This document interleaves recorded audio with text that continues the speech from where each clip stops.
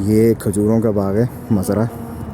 یہاں قبیلہ بنی جحجبہ آباد تھے، اور اس جگہ کی تاریخ جو ہے حضور صلی اللہ علیہ وسلم کے دادا عبد المطلب سے بھی ہے. ہاشم بن عبد مناف ان کے جو والد تھے حضور صلی اللہ علیہ وسلم کے پردادا، ان سے بھی ادھر تاریخ ہے. احیحہ بن عجلہ مدینہ میں اس علاقے کا سردار تھا، اس قبیلے کا، جس کا یہ اتم دیہان تھا. اتم دیہان کے یہ ادھر آثار باقی ہیں.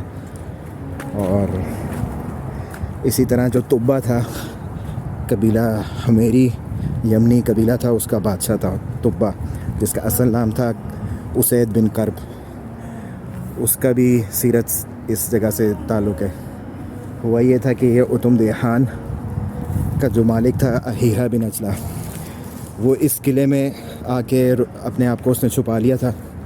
اور طبہ جو تھا وہ جب مدینہ پہ حملہ کرنے کے لیے آیا تھا، ہوا یہ تھا کہ طبہ یہاں سے گزر رہا تھا، تو اس نے اپنے بیٹے کو یثرب چھوڑ دیا تھا اور خود آگے یمامہ کی طرف گیا تھا جنگ لڑنے.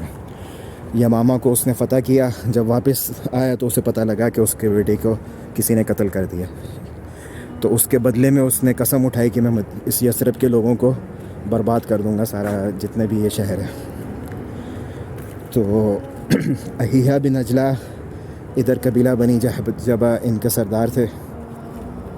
ان کے پاس جب وہ جنگ لڑنے آیا تو احیحہ اپنے اس قلعے اتم دہیان کے پاس جو اس کا قلعہ تھا اس میں چلا گیا تھا، اور 3 دن تک طبہ کے جو آرمی تھی انہوں نے اس کا محاصرہ کرا.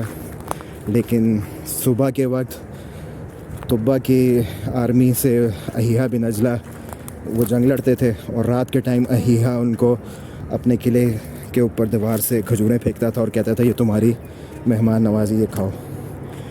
جو بات فیمس ہے، اکثر بچپن میں لوگوں نے سنی ہوئی تھی کہ مدینہ کے جو لوگ تھے وہ اسلام سے پہلے بھی مہمان نواز تھے. تو وہ اصل واقعہ ادھر تھا. یہ جو کالے پتھر نظر آ رہے ہیں دیوار، یہ اتم دہیان کے آثار باقی ہیں. اتم دہیان کی لمبائی تقریباً 27 میٹر لمبا تھا، 12 میٹر چوڑا، اور 8 میٹر اس کی زمین سے اونچائی تھی. یہ اس کے نشان ہیں. اور حضور صلی اللہ علیہ وسلم کے جو دادا ہیں عبد المطلب، وہ اسی علاقے میں پیدا ہوئے تھے، اور 7 سے 8 سال انہوں نے اپنے بچپن کے ادھر ہی گزارے اتم دیہان کے پاس.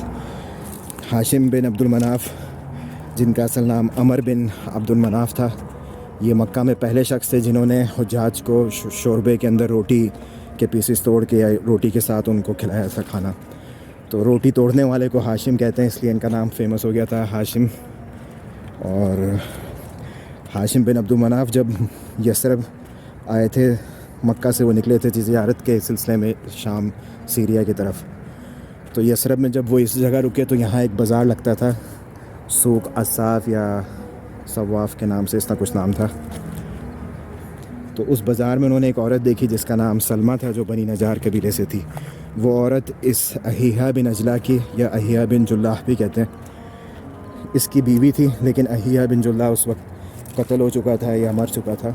تو ہاشم بن عبد المناف نے ان کو نکاح کا پیغام دیا، ان سے نکاح ہوا، اور پھر یہاں سے گزر کے آگے وہ شام کی طرف چلے گئے، دمشق سے آگے پھر فلسطین غزہ میں ان کی وفات ہو گئی تھی ہاشم بن عبد المناف کی.